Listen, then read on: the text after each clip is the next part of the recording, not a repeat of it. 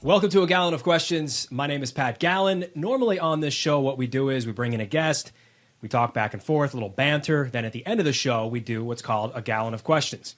So there are random questions in the bucket. We pull them out, we answer them. Well, this is going to be a full episode of A Gallen of Questions. We'll call it an Eagles edition with one of the great NFL writers out there in the entire world. Sheil Kapadia is here. What's up, Sheil? You're fresh off the Super Bowl. How you feeling? Yeah, I'm fresh off the Super Bowl. I was telling you, early flight Monday morning, hour, 2 hours of sleep there. The body doesn't bounce back the way it used to when I was a younger man, but that's okay. I've had a couple nights to recover, so I'm feeling good. I'm ready for this. All right, let's do it then. We'll jump right into A Gallen of Questions. These are all Eagles-related questions, off-season and beyond, looking into the future. So grab the crystal ball, put your hand around it, do what you do. We'll pull them out. We'll see how many we can get to over the next few minutes here. So let's start right here. First question is, what is Howie Roseman's level of blame for the 2023 season, Sheil? Wow. I mean, just starting off hot here. Howie Roseman, level of blame. I would say, defensively, certainly you can look at it and say they did not have great talent at linebacker. They did not have great talent at safety. I think the cornerbacks, bringing back two cornerbacks who are 30 and older. I talked about that a lot in August. It generally doesn't go well. So I think if you look at the defense and say, why was the defense so bad, specifically in the second half of the season, we can look at coaching, but we can also look at personnel. I mean, I think that's absolutely fair. On the offensive side of the ball, I think Howie Roseman put together a great roster. I mean, maybe the best offensive roster he's ever assembled here the last two seasons when you just look at O-line, wide receiver, tight end, cornerback, even running back. DeAndre Swift played well. So I don't, in the past, I haven't been afraid to criticize Howie Roseman and say, hey, don't look at the other stuff like this is on him. The 2023 season, in my opinion, I would kind of put him down the list a little bit. I thought that there were other failures more responsible than Howie Roseman for what happened. If there was one glaring thing, though, that stands out that you think sticks to Howie, what do you think that was? You think it's linebacker? Yeah, it's got to be linebacker because, it's like they're not going to – you don't need all pro linebackers, but you need some level of competency where, hey, these guys aren't going to get exposed week after week after week, and you have to throw a lot of darts if you're going to take their approach, which is to not make huge investments in it. You throw a lot of darts, and you say, hey, maybe one of these will hit, maybe two of these will hit.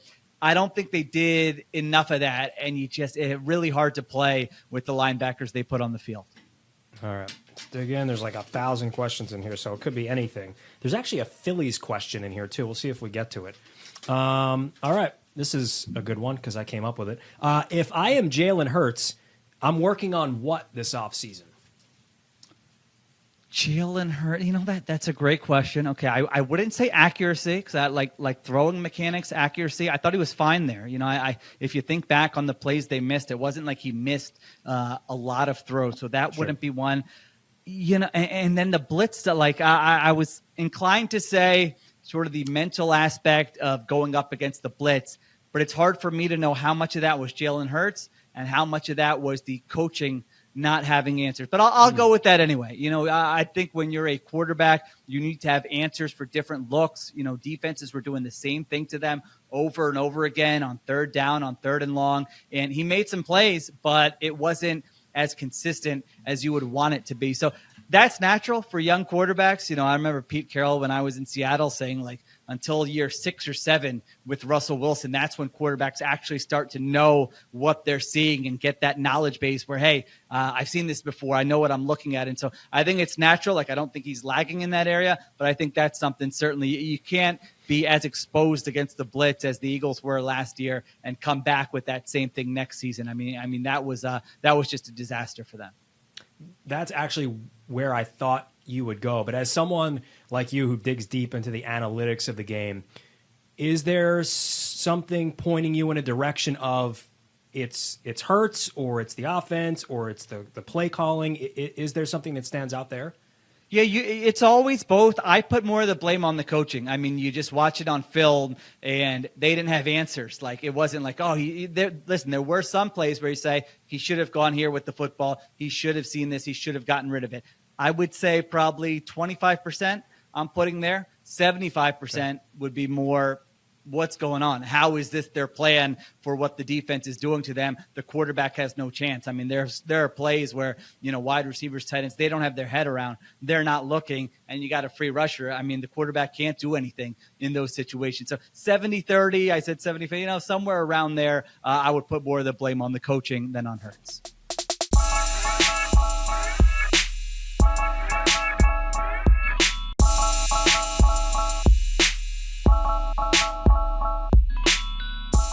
True or false? Vic Fangio's defense is overrated. Ooh. All right. His his principles, are they overrated?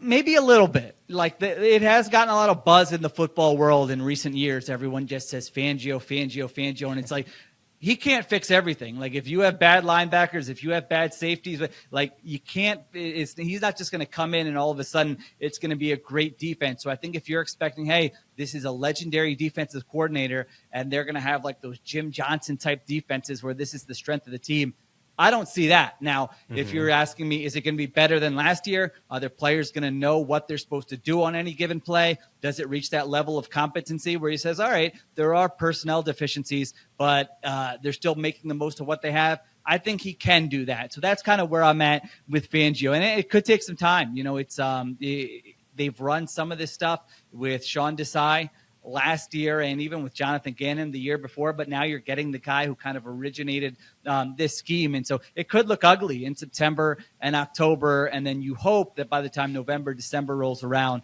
that players know what they're doing. So I would say a little bit, but I still think it's going to be a pretty big upgrade on what they had last year. What is, in your opinion, the number one reason why Vic Fangio's defense has sort of spread its wings across the NFL? Yeah, I think they did a good job against the offenses that are in vogue in the NFL, the Kyle Shanahan's, Sean McVay, a lot of these offenses where you go under center, play action, and you're trying to hit certain spots on the field. They did a good job kind of muddying the picture against those types of offenses. I mean, McVay, Shanahan, those guys have said Fangio's defenses are the hardest to go up against because they create maybe half a second of hesitation or indecision with the quarterback after the snap, where he says, wait a minute, that safety was in one place, now he's in a different place. And as we saw with the Eagles pass rush, that's what you need to be able to buy that extra half second to let that pass rush get home. So I think that's why it's been successful, and those coaches have really given it a lot of praise. Look, if all goes well, Vic Fangio's a Phillies fan. If the defense goes off and you put those two things together, this town might fall in love with him, but we'll have to see what happens here. All right. This is a Super Bowl related question. So this is not Eagles. You could say it is, but is Andy Reid the second greatest coach of all time? All time? Wow, I would say I'm leaning no. Now I would have to go back to the Vince Lombardis. Right. Is he better than Bill Walsh? I mean, I would have to go through the whole Rolodex here. Now, he's piling up the wins. He absolutely could be there. If he keeps coaching with Mahomes, I mean, they're going to win 11 a year until somebody gets injured or they decide to retire or whatever. So he could pile up those wins, and he certainly could be number 2 of all time. Hey, he could be number 1 of all time. I mean, who knows? If he coaches for another decade here, who knows what it'll be. But right now, my inclination was to say, hold off for a little bit and let's let him coach a little bit more. Interesting. I think he is the second greatest coach. Now, again, this isn't based on anything more than just maybe a gut feeling, but second all time in playoff wins. He's done it. I think he's won playoff games with 4 different quarterbacks. Now he's got 3 titles. He's been to X number of championship games. I know they play more games now, so you have the opportunity to pile up wins. But it ain't that easy. Yeah. No, yeah, it's just watching him at that post-game press conference was interesting for me as someone who grew up, as an Eagles fan and was like a fan when Andy Reid was, that heyday, 2000 to 2004, and then seeing how he was viewed then. And someone who couldn't get over the hump and now viewed now, like the questions are all like you're posing that question to me. I mean, Pat, remember, imagine if when we were in high school or college, or I forget when we first met, our early 20s, I think it was, if you would have said, hey, 15, 20 years from now on a podcast, I'm going to be asking you if Andy Reid is the second greatest coach of all time. What happened? What happened in the next 15 to 20 years? We know he's pretty good, but that's going pretty far here.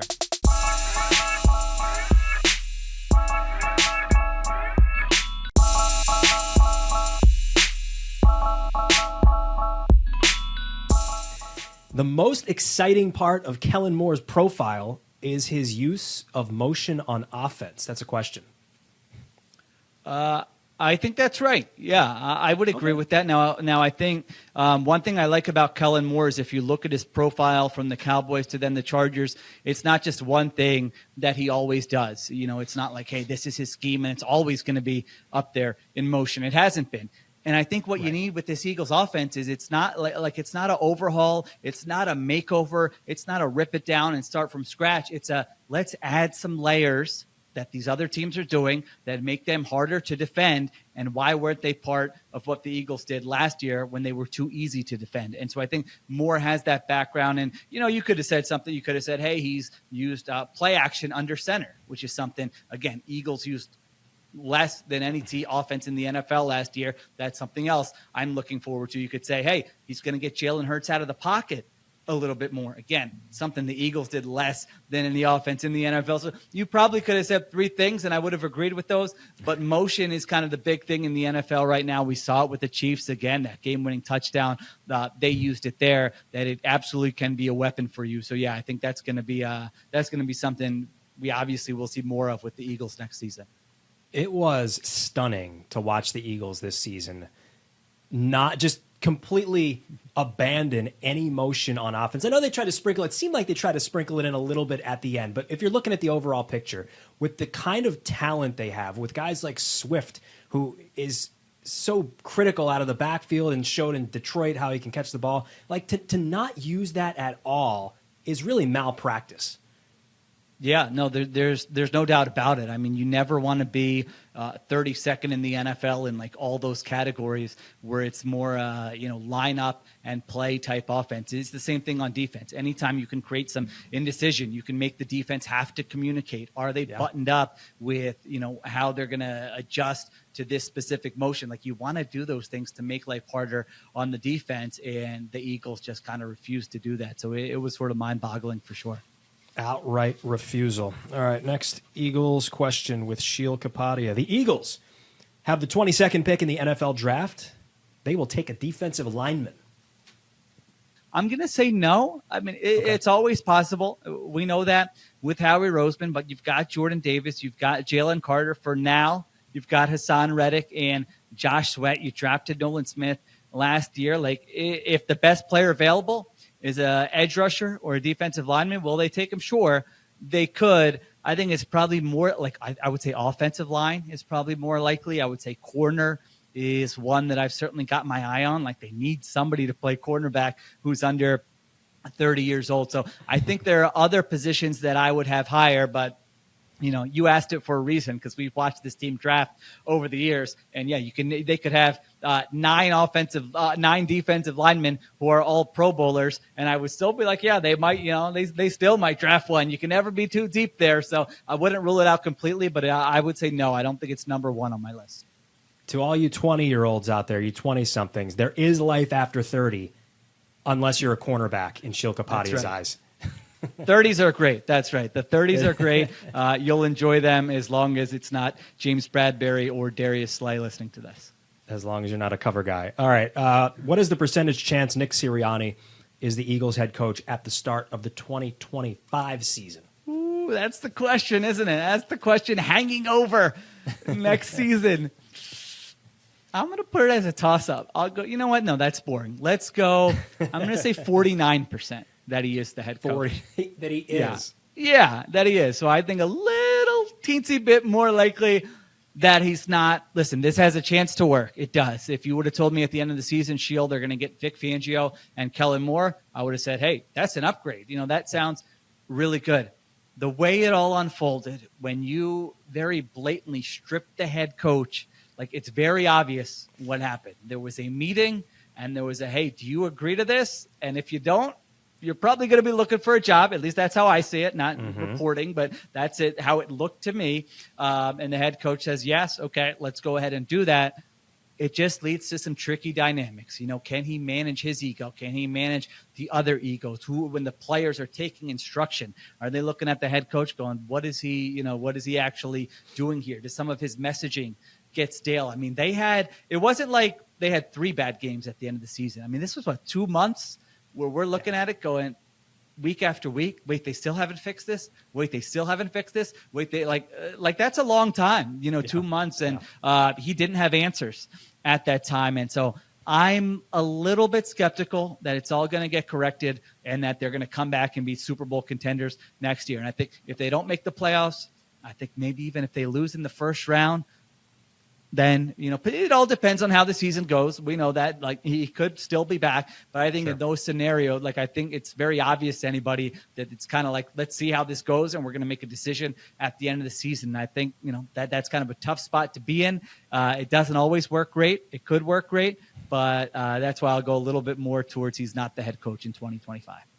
Now, let me back that question up. Take me back to when the clock struck 0, when the Eagles lost that playoff game to the Buccaneers. What did you think the chance was that he would return after that game? Yeah, it was probably around the same. I was leaning towards he's not going to be back. And it was just looking at Jeffrey Lurie's face in the press box, in the box there, them showing him during that game. I just thought it's like what I just said. I thought Jeffrey Lurie's looking at this going, Howie Roseman and I gave you a lot of talent on offense, and this is the product you're putting on the field. And I'm watching these other offenses around the NFL, who just the Lions and the Packers are up, you could go on and on, that are doing what they're doing with their guys. And this is what you're giving me. I'm sorry. I know you got us to the Super Bowl last year, but I'm ready to win right now, and I'm making a change. So I actually thought at that point that he was going to make a change. I'm sure he thought about making a change, but I think ultimately he probably looked at it and said, hey, if this guy agrees to the changes that we want him to make, he's kind of earned it. Let's give him one more year and see what it looks like.